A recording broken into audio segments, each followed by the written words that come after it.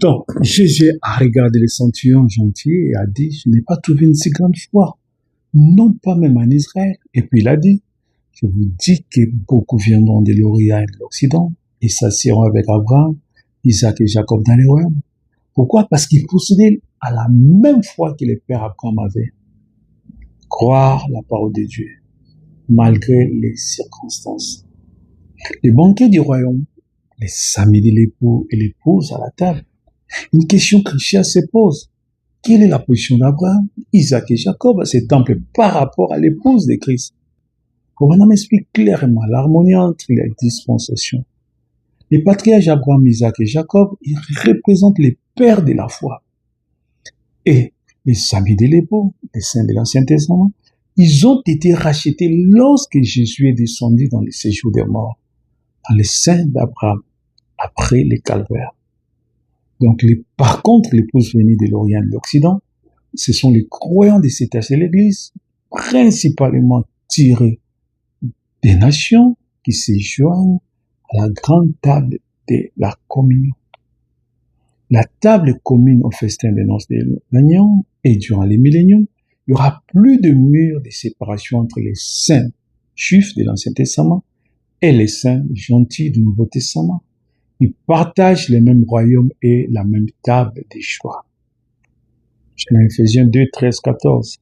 Et maintenant, Jésus-Christ, vous qui étiez jadis éloignés, vous avez été rapprochés par les sang de Christ, car c'est lui en qui est notre paix, lui qui des deux n'a fait qu'un.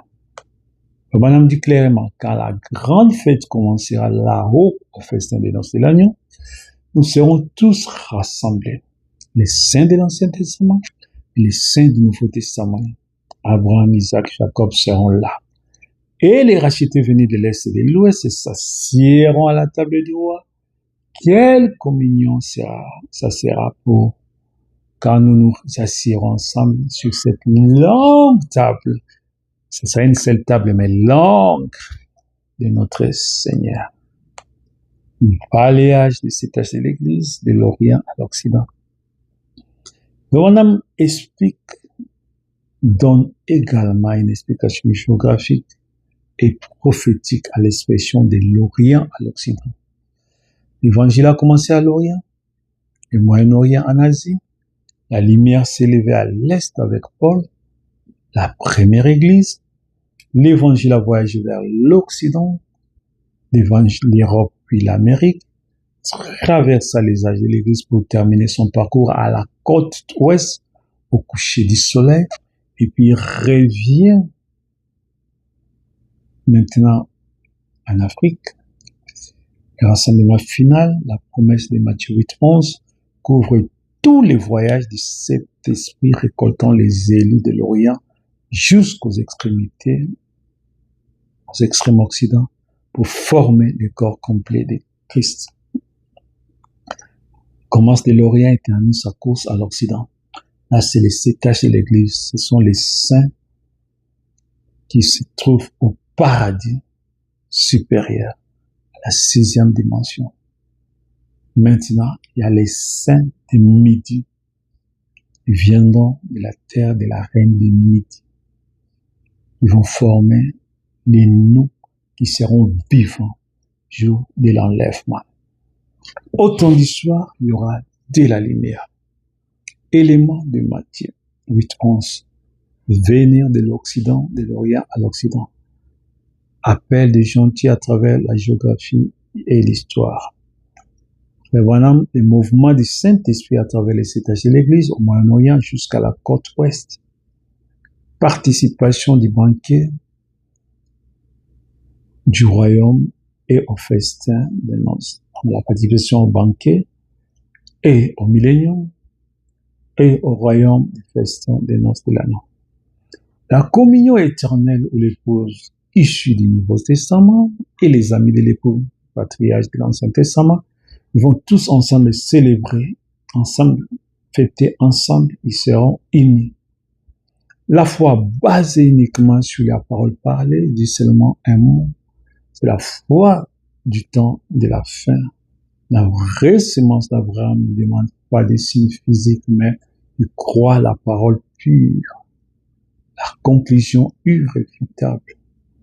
Dans son explication des Matthieu 8:11, Frère Branham démontre la parfaite continuité du plan de rédemption de Dieu.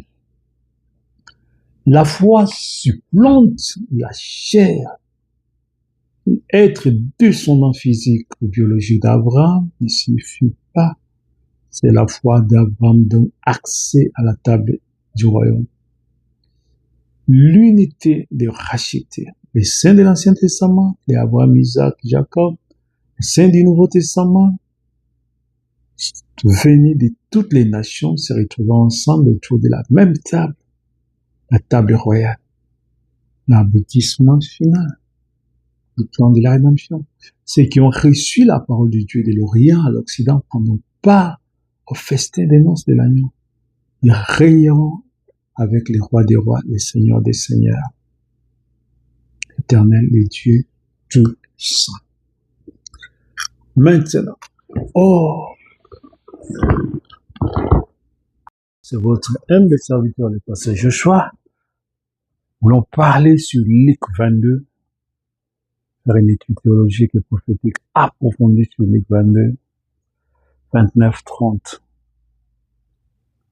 Là où Jésus parle que je vais disposer, il parle au 12, en 12, je vais disposer cet royaume, c'est pourquoi je dispose du royaume en votre faveur, comme mon Père en a disposé en ma faveur.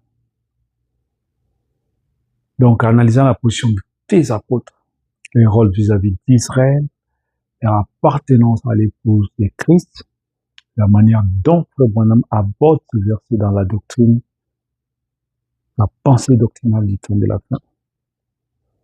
C'est pourquoi je dispose du royaume en votre faveur, comme mon Père en a disposé en ma faveur, afin que vous mangiez et vous buviez à ma table et dans mon royaume, et que vous soyez assis sur des trônes, vous jugez les 12 tribus d'Israël.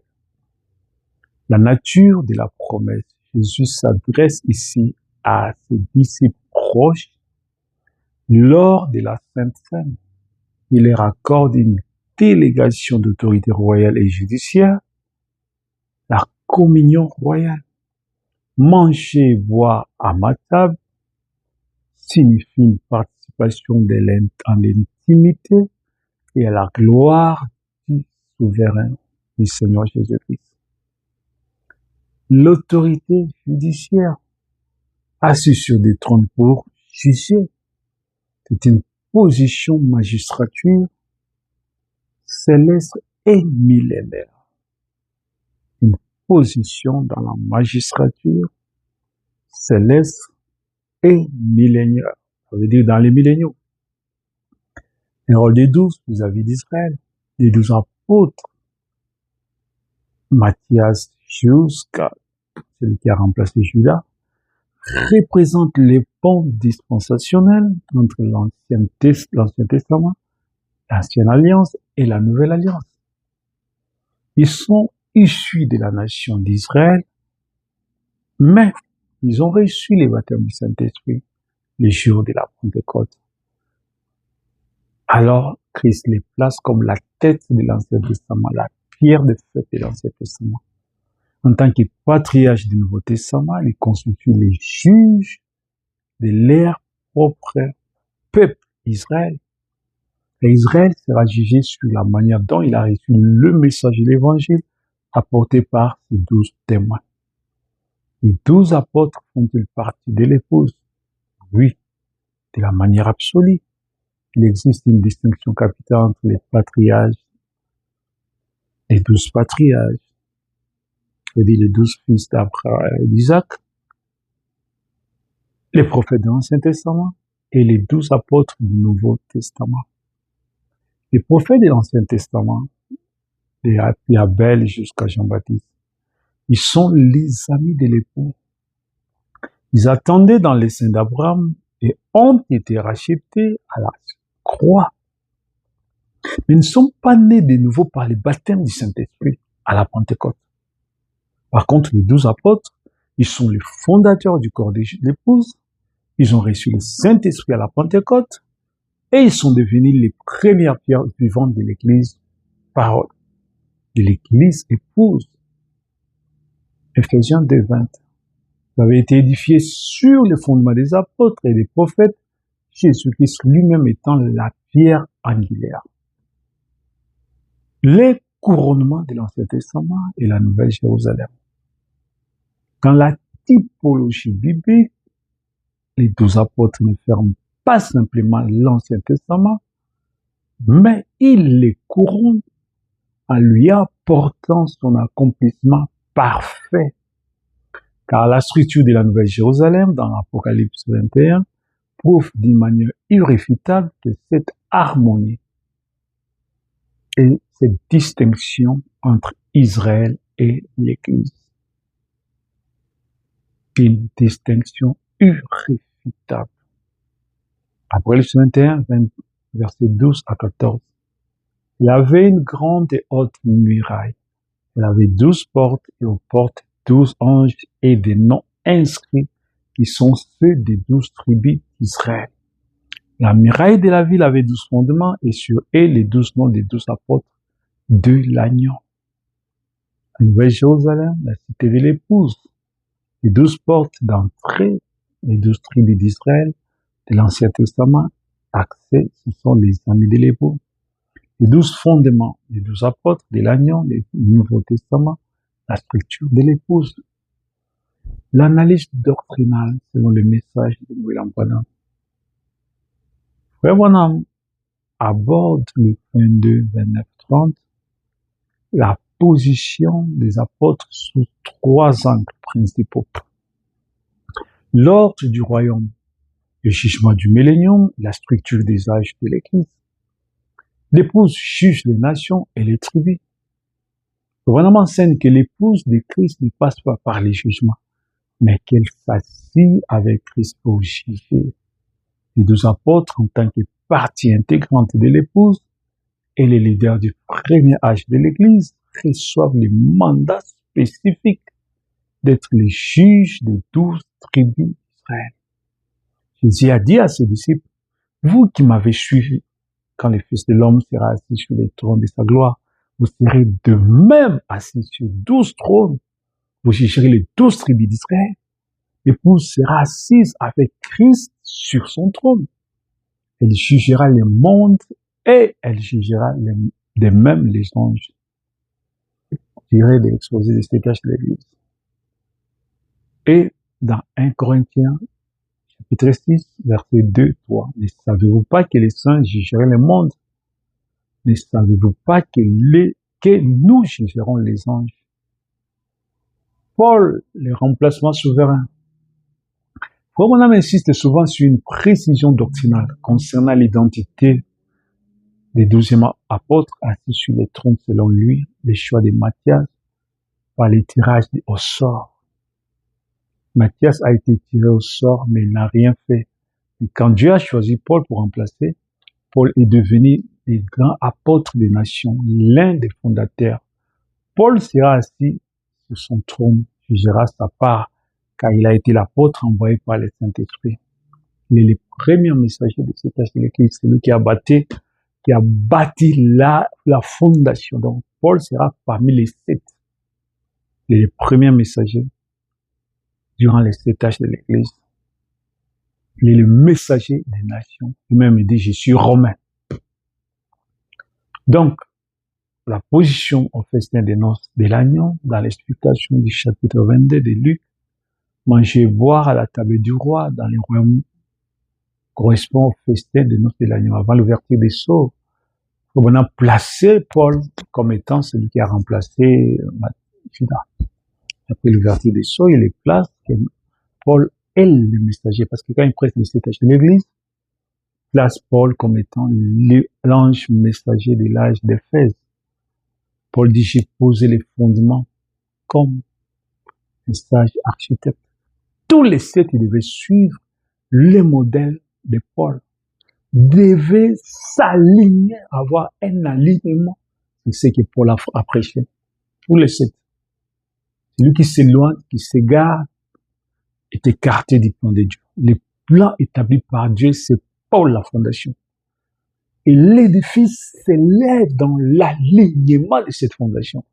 Donc, tu peux pas aller en dehors du baptême de Jésus-Christ, tu peux pas aller laisser les femmes prêcher, tu ne peux pas dire, Paul, c'est un homme comme moi, tu iras en enfer.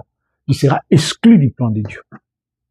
Tu dois t'aligner sur ce que Pierre a prêché, parce que, pardon, sur Paul a prêché. Paul a dit, même si moi-même, un ange tombe du ciel, ou moi-même, j'y reviens pour vous prêcher quelque chose en dehors de ce que j'ai prêché, il dit que cet homme-là soit anathème, il soit maudit. Parce que ce que Paul a prêché, c'est la révélation de Jésus-Christ, que Jésus lui-même a donné pour la fondation et roc de l'Église. Amen. Donc, la position au festin des noces de l'agneau dans les millénaires, dans l'explication du chapitre 22 de Luc, manger et boire à la table du roi, dans le royaume correspond au festin des noces de l'agneau et à la fête, au festin millénaire. Pendant le festin des noces dans les airs, sera dans, je précise, ça sera dans la Nouvelle Jérusalem, les apôtres sont assis dans la position de l'épouse, au banquet du roi. Ils seront inclus dans l'épouse, dans le banquet du roi.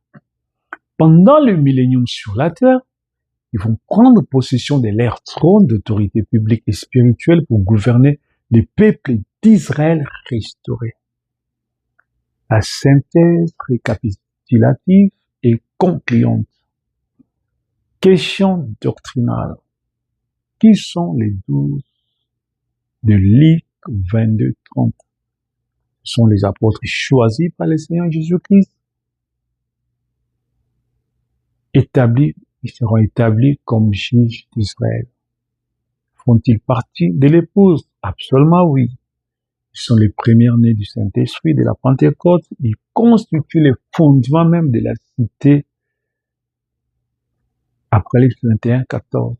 Parce que leur nom se trouve sur la fondation de la nouvelle ville, la nouvelle Jérusalem. Seront-ils couronnés? Couronnent-ils l'Ancien Testament? Oui. Ils font la jonction entre la promesse faite à Abraham, les 12 tribus, et l'accomplissement en Christ. L'accomplissement en Christ, les 12 apôtres. Voilà pourquoi les 24 veillards sont les 12 apôtres et les 12 prophètes et patriarches de l'Ancien Testament. Quel est leur rôle dans les milléniums? Ils règnent sur des trônes d'autorité, ils jugent et gouvernent les 12 tribus d'Israël, la souveraineté de Jésus-Christ avec l'ensemble, avec l'épouse. Conclusion concluante. Le texte de Luc 22, 29, 30 démontre la parfaite ordre gouvernemental du royaume de Dieu, les parfaits ordres gouvernemental du royaume de Dieu, alors que les saints de l'Ancien Testament, les amis de l'époux, assistent et se réjouissent qui sont dans la fête, en train de se réjouir, les 12 apôtres en tant que piliers fondateurs de l'épouse de Christ, ils vont aussi siéger sur des trônes royaux à côté de Jésus-Christ, le roi des rois, le Seigneur des seigneurs, pour exercer la justice. Ça veut dire qu'ils vont faire partie de l'épouse et le gouvernement lors du règne millénaire. Maintenant, dans Matthieu 8, 11, nous allons faire une étude approfondie sur ça. Une étude théologique et prophétique détaillée sur Matthieu 8, 11. Nous allons analyser la portée de ces versets, le rassemblement des gentils, la position des patriarches et l'explication apportée par William Marion Branham. Exégèse du texte biblique. Donc, l'exégèse du texte biblique, selon Matthieu 8, 11, 12. Or, je vous déclare que plusieurs viendront de l'Orient et de l'Occident. Ils seront à table avec Abraham, Isaac et Jacob dans les royaumes des cieux. Par contre, les fils même du royaume seront jetés dans les ténèbres du dehors, où il y aura des pleurs et des grincements des dents. Là, il parle des enfants d'Israël qui seront jetés dehors. Certains, la majorité parmi eux. Le contexte historique et spirituel. Jésus prononçant ces paroles juste après savoir admirer la foi des centurions romains, ça veut dire quelqu'un qui dirigeait un groupe de militaires. Il était des gentils, il n'était pas juif, non juif, et qui lui demandait la guérison de son fils, son serviteur.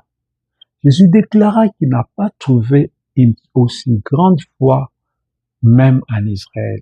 Matthieu 8, 10. Les trois éléments clés du verset. Plusieurs viendront de l'Orient et de l'Occident. Ça veut dire de l'Orient à l'Occident, de cet âge de l'Église, depuis l'âge de Paul, c'était en Orient jusqu'à William Branham en Occident. L'appel et l'incorporation des gentils, les nations païennes, dans le plan du salut de Dieu. Ils seront à table avec Abraham, Isaac et Jacob, la communion fraternelle et les banquets du royaume, où les croyants des nations vont rejoindre la foi des patriarches. Les fils du royaume seront jetés dehors, l'héritier temporaire d'Israël selon la chair qui a manqué la venue du Messie en raison de son incrédulité. Comment Frère Branham aborde et explique ces versets. Dans le message du temps de la fin, Frère Branham utilise souvent Matthieu 8, 11 pour enseigner trois grandes vérités doctrinales. L'inclusion des gentils, la foi d'Abraham et l'ordre de la table au banquet du roi. L'invention des gentils et la foi d'Abraham. Frère Branham montre que la promesse faite à Abraham ne s'arrête pas à sa descendance physique ou biologique, mais ça s'étendait à sa descendance spirituelle. La semence d'Abraham par la foi. La foi pure du centurion, les gentils venant des quatre coins du monde, de l'Orient à l'Occident, n'avaient pas la loi de Moïse, mais ils ont saisi la foi de la parole parlée, les héritiers de la promesse. Par les baptêmes du Saint-Esprit, ces gentils deviennent la semence spirituelle d'Abraham et prennent place à la même table que les patriarches. Ils prennent place aux mêmes tables que le patriarche Abraham, Isaac et Jacob. Reconnaissant donc que ce sont ceux qui ont la foi, qui sont fils d'Abraham, et si vous êtes à Christ, vous êtes donc la semence d'Abraham, héritier selon la promesse. Le Branham dit clairement, Jésus a regardé ce centurion gentil et a dit, je n'ai pas trouvé une si grande foi, non pas même en Israël. Et puis il a dit, je vous l'ai dit que beaucoup viendront de l'Occident et de l'Orient. On va continuer.